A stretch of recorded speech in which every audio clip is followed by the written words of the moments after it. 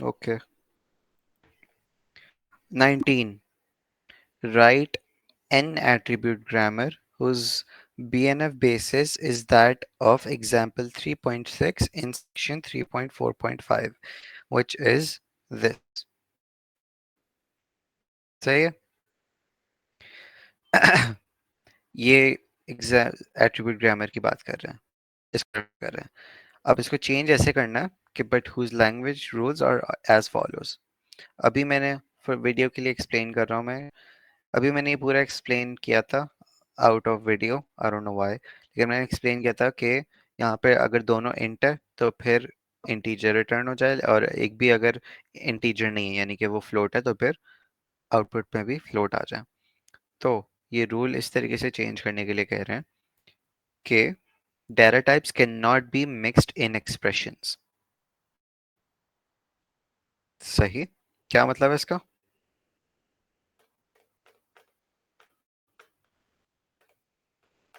Any idea?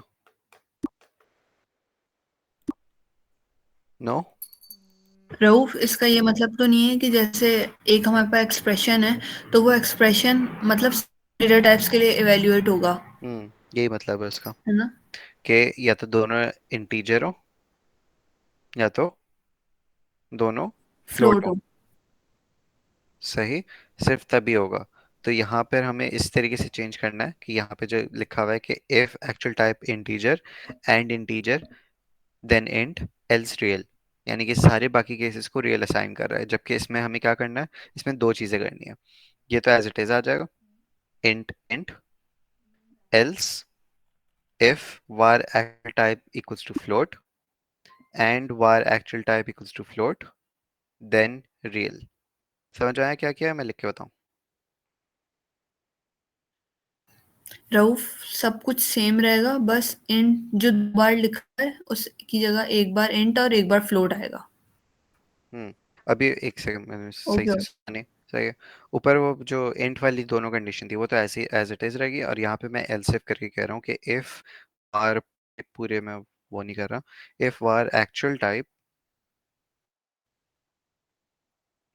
type is equals to float and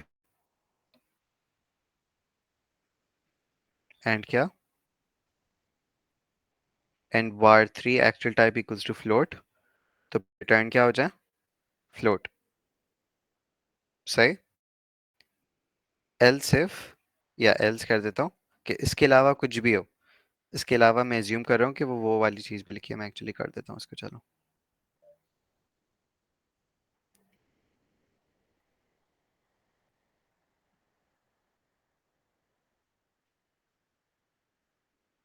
क्या किया है मैंने यहाँ पे? पहली वाली कंडीशन किसके लिए है? कि अगर दोनों इंट है तो फिर रिटर्न हो जाए इंट, अगर दोनों फ्लोट है तो फिर रिटर्न हो जाए फ्लोट। इसके अलावा कोई भी केस हो, कोई भी केस होने का क्या मतलब है कि मिक्स्ड एक्सप्रेशन हो, या तो वो एक प्लस हो, एक फ्लोट फ्लोट हो, या तो पहला वाला फ्लोट हो दूसरा वाला इंटीजर हो, एंड सो ऑन। उसका कोई भी केस हो तो फिर क्या हो जाए? एरर। बात समझ में आई है? बताओ, क्लियर करो। हाँ, आ गई ये समझ में। पक्का? यस। ये अच्छा, इसमें जो सोल्यूशन बताया हुआ है वो ये बताया हुआ है कि एक्सप्रेशन की एक्चुअल टाइप जो है एक्चुअली वार की एक्चुअल टाइप ये जीपीटी से निकाला जा लगा।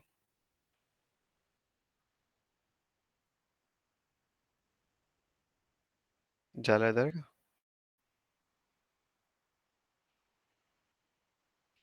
Okay, never mind. Point is के this is most correct.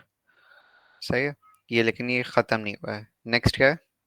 But assignment statements need not have the same types on both sides of the assignment operator. जो अभी मैंने एक्सप्लेन किया था आउटसाइड ऑफ रिकॉर्डिंग के कहाँ है, ये जो मैंने एक्सप्लेन किया था कि यहाँ पर हम लोग क्या कहा, ये क्या कर रहे थे कि एक्सप्रेशन डॉट एक्सपेक्टेड टाइप इसकी वैल्यू सेट हो रही थी जो बार की एक्चुअल टाइप थी, वो इसलिए थी क्योंकि जो एक्सप्रेशन के दोनों साइड पे जो स्टेटमेंट्स है उन दोनों की जो टाइप्स हैं वो सेम होनी चाहिए। अब इन्होंने कह दिया कि ये एक्चुअली ज़रूरत नहीं है, need not have the same types on both sides of operator. तो अब क्या सिंपली इसको क्या कर देंगे, इसको रिमूव भी कर देंगे, खत्म। जब हम लोग ने रिमूव कर दिया, सॉरी, जब हम लोग ने ये वाली सिमेंटिक रूल, फर्स्ट का सिमेंटिक रूल रिमूव कर दिया, तो फिर वो चेक ही नहीं कर रहा तुम्हारे पास के इक्वली होने चाहिए, लेफ्ट एंड राइट साइड पे इक्वल होने चाहिए या नहीं होने चाहिए। तो that was the purpose, remove the. Rauf, पहले तो उन्होंने सवाल में ये लिखा हुआ था कि दोनों इक्वल होनी चाहिए, और टाइप जो है डेटा टाइप्स जो हैं। कहाँ? हाँ, दो चीजें बोली मैंने। हाँ, data type can not be mix, और अभी इन्होंने क्या लिखा हुआ है कि असाइनमेंट ऑपरेटर कौन है इसमें? सॉरी, एक मिनट। असाइनमेंट ऑपरेटर्स में कौन सा है?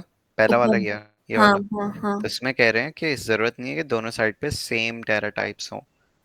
ओके, ठीक है। तो इसलिए हम लोग ने क्या किया, सिमेंटिक रूल वाली लाइन रिमूव कर दी, तो वो सही है। जरूरत नहीं पड़ेगी फिर। ओके। ओके, हम्म। ये हो गया तुम्हारे पास क्वेश्चन 19। अब आ जाता है तुम्हारे पास क्या, ऑपरेशनल सिमेंटिक। ठीक है, कितने बाकी है? ये तो मैंने कल करवा दिया था। चलो, बाकी नहीं है अब के लिए।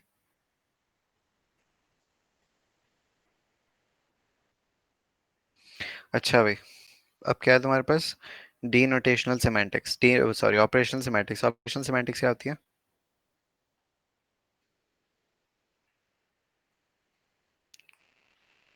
जो जिन्होंने पढ़ा है अभी, मुझे याद दिला दो।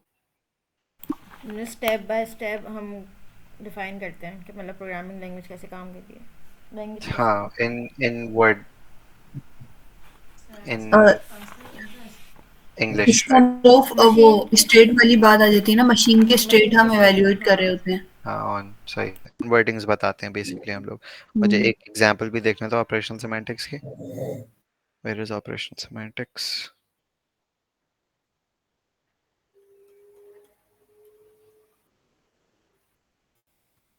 हाँ, ऐसे ये हमारे पास दो हैं, सही है। कि ऑपरेशनल सिमेंटिक्स कैसे काम करेंगे, स्टेट बिफोर लिखा, स्टेप 1 लिखा जिसमें हम लोग बता रहे हैं कि 5 को असाइन हो गई वैल्यू, स्टेप 2 लिखा जिसमें हम लोग बता रहे हैं कि कमेंट कर दी, और स्टेट आफ्टर लिखी। बेसिकली हम लोग इंग्लिश में डिफाइन कर रहे होते हैं, स्पेसिफिक फॉर्मेट नहीं है कि हमेशा ऐसे ही करना है। तो मैं बस इंग्लिश में डिफाइन करना है कि स्टेप बाय स्टेप क्या हो रहा है। सही है, क्लियर? Clear, okay. अब Java do while. Okay, do while, तो हमें क्या एक्सप्लेन करना है, जावा के डू वाइल के ऑपरेशनल सिमेंटिक्स को एक्सप्लेन करना। अब मुझे कोई ये बताएगा कि डू वाइल और वाइल में क्या फर्क है?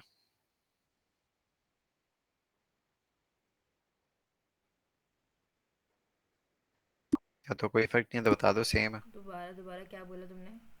डू वाइल और वाइल में क्या फर्क है?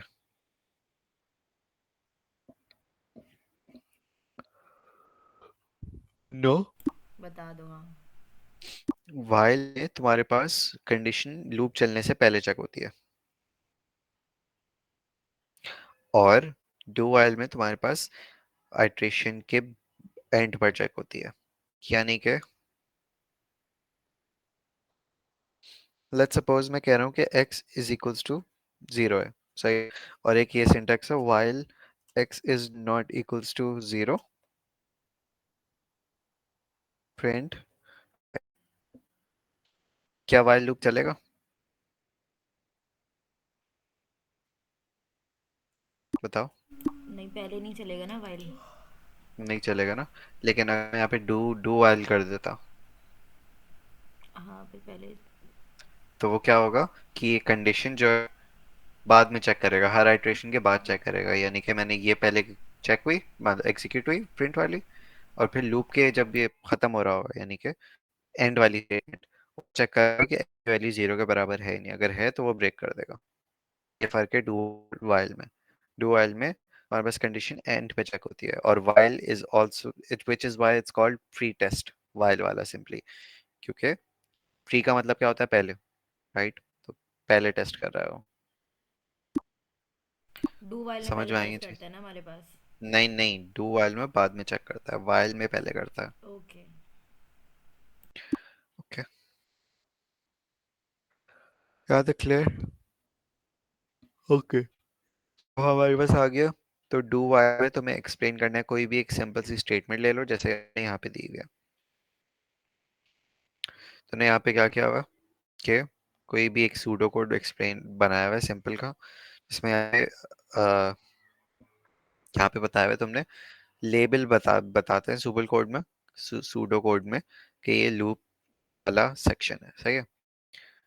तो ये लूप वाला सेक्शन है, यहाँ पे स्टेटमेंट एग्जीक्यूट हुई, और सिंस ये डू वाइल है तो स्टेटमेंट्स के बाद तुम्हारे पास चेक हुई कि अगर बुलियन एक्सप्रेशन किसके बराबर है, 0 के, तो फिर क्या हो जाए, लूप से बाहर, यानी कि यहाँ पे पहुंच जाए, वरना तो कहाँ चले जाए, गो टू लूप। बात समझ में आई? ये सूडो कोड किस तरीके से काम कर रहा है तुम्हारे पास? हम्म, कोई कुछ बोल रहा था।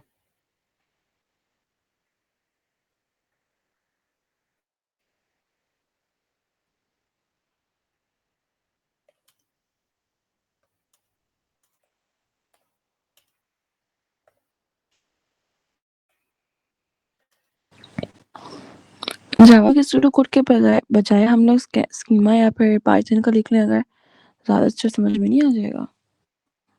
ये सूडो कोड होता है, चाहे वो जावा का हो, पाइथन का हो, किसी का भी हो। This okay, is not Java, this is pseudo code. सही है। ठीक है, अच्छा, लूप और आउट। अब ये यहाँ पे क्या है बेसिकली, लूप वाला यहाँ पे लेबल बना हुआ है, और यहाँ पे जब हम लोग कह रहे हैं कि गो टू लूप, तो वो कहाँ चल जाएगा, दोबारा से इस लाइन पे चले जाएगा।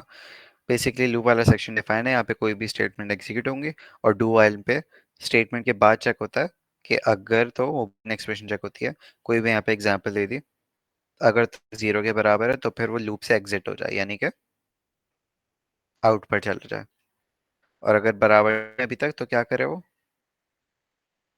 वापस से यहाँ पे चल जाए। जब वापस से यहाँ पे चल जाएगा तो फिर दोबारा से स्टेटमेंट एग्जीक्यूट होगी, दोबारा से चेक होगा, और फिर दोबारा से वो सारी चीज़ें होंगी। ये चीज़ क्लियर है ना? There's- है नहीं इसमें कुछ खास, सही है? तो तुमने अब हमें करना क्या है कि डू वाइल में हमें बताना है ऑपरेशनल सिमेंटिक्स। तो ऑपरेशनल सिमेंटिक्स वर्डिंग्स में होती है, तो तुमने कह दिया कि लेट्स सपोज, एग्जाम्पल के दे के कह देना तो ज़्यादा बेहतर होगा। तो एक जावा में एग्जाम्पल कर दो, integer x is equals to 0, ठीक है? अब तुमने ये कह दिया do while x is not equals to 0। I don't know कि कितना करेक्ट सिंटेक्स है जावा का, लेकिन आई एम अज्यूमिंग कि ये सही है। डू वाइल, अब यहाँ पे कह दिया तुमने प्रिंट, को यहाँ पे जावा में प्रिंट नहीं होता, जावा में क्या होता है, कुछ भी होता है, देख लेना बाद में। और फिर यहाँ पे कर रहा हूँ मैं, यहाँ पे ख़त्म कर रहा हूँ, सही है? ये तुमने डिफाइन कर दिया टेक्निकली, लेकिन वैसे तो जो तरीका होता है ना, वो यही होता है कि जो ये लिखा है सूडो कोड, उसको डिफाइन करना है। तो चलो, ओके, यू नो व्हाट, इसको जीपीटी ने किया हुआ है ना, तो यही देख लेते हैं, ये क्या हुआ है।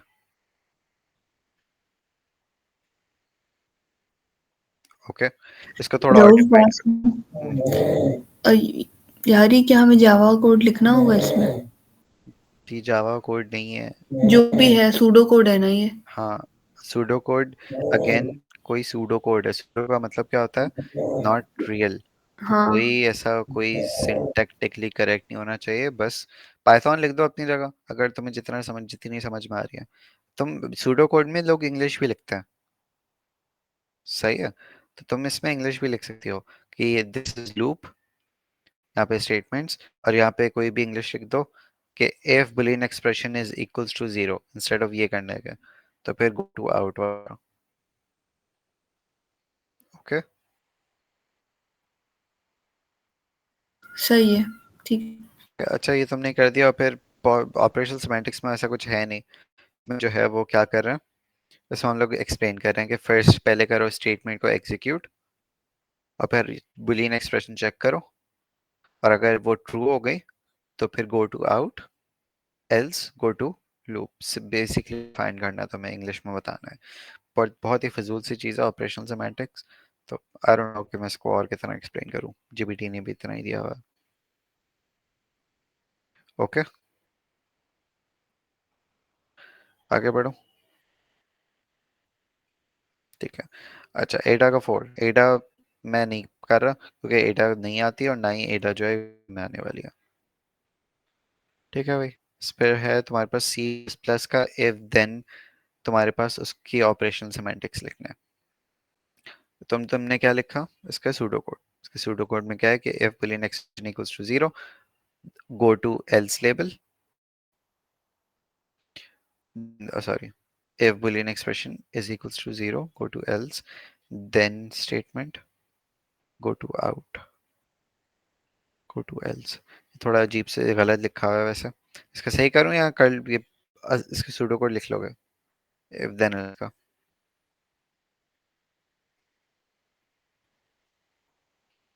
explain,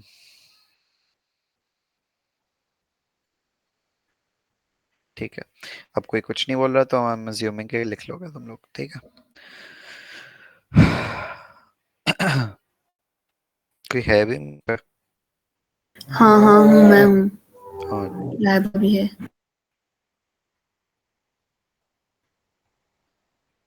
ठीक है। अच्छा, स्विच स्टेटमेंट बेसिकली तुम्हारे पास ये स्विच स्टेटमेंट भी वही है, सूडो कोड लिखना है और उसको एक्सप्लेन करना है जैसे कि ऐसी स्टेटमेंट। ऑपरेशनल सिमेंटिक्स में कुछ है नहीं, ठीक है।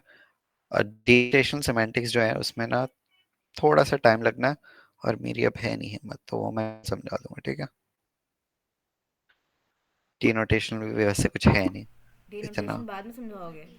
हाँ, क्योंकि बस वही बाकी है ना इसमें, बाकी सब कुछ हो गया। चैप्टर 3 में सब और कुछ हो गया एक्सेप्ट फॉर डिनोटेशन। दो मिनट बात सुनो। रफ 26 क्वेश्चन पे आना, एक मिनट, बल्कि 20, हाँ 26 और 27 पे। 26 कौन सा है? 26 नहीं है इसमें, नहीं है इसमें। रुको। ये जो दो चीजें हैं ना, ये explain the four criteria for proving the correctness of a logical loop of the form. Rauf, ये प्रोग्राम प्रूफ वाली चीज है, ये आप पे वो जो पता नहीं चार है। कंडीशन नहीं थी प्री टेस्ट लूप की, हाँ हाँ। वो अब जीपीटी को बोल दो कि इसको एक्सप्लेन कर दे, और क्योंकि मेरे पास वर्डिंग नहीं है उसकी। अच्छा, ये वर्डिंग्स में करना है मतलब, हम्म सही है ना? हम्म, ओके। अब ये जो सेकंड वाला है, ये क्या चीज है? ये नो आइडिया, ये तो प्योर मैथमेटिक्स है, ये कोई बस, जीरो अच्छा प्रोग्रामिंग छोड़िए। से अच्छा, और इसके बाद वाला तुमने कल वीडियो में करवा दिया है, सही है। हम्म, ये लॉजिकल प्री टेस्ट है ना? यस। ऑन हो गया, सही तो है। चैप्टर 3 कंप्लीट हो गया। चैप्टर 3 में कुछ कुछ भी ऐसी मुश्किल चीज़ नहीं है जो कि लोगों ने हवा बना के रखी है। भाई यार वो पढ़ते हुए जो है ना वो एकदम बाउंसर चली जाती है। अभी आ गया ना समझ?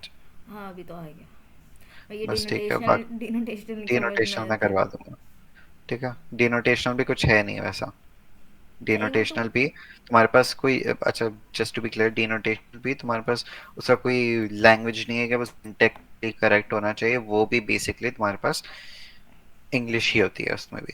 तो कोई उसमें भी हार्ड केस रूल नहीं होता, किसी तरीके से डिफाइन होना चाहिए, इतने ब्रैकेट होने चाहिए, ये होना चाहिए, वो